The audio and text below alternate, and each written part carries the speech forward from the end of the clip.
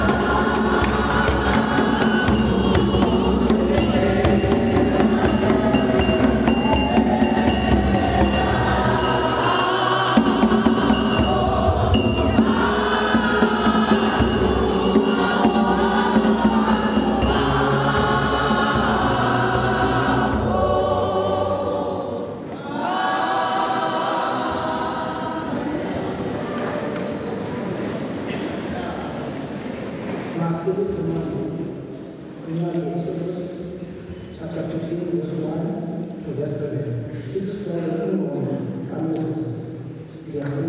Waza uMoses wahlabela leyingoma kuYehova enqeneni labaseBrayeli. Batsho ukuthi ngiyamhlabela kuYehova kuba engunamusa uNkulunkulu. Iyasho uNkulunkulu wami izulu lungene kwami. Khanya kwami ingoma yami nguYehova. Ngoba isithembiso uThixo wami ungimzulisayo, uThixo kaBaba ongaphakamisa. uYehova yindoda enkulu. uYehova igama lakhe inqwelo zokuba zikafaro nempi yakhe waziphosa epandla.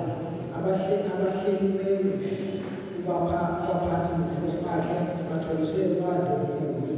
Amanzi enzonzobile ababhekile ehlela ezinzulwini zelilike. Isandla sakho sokunqumela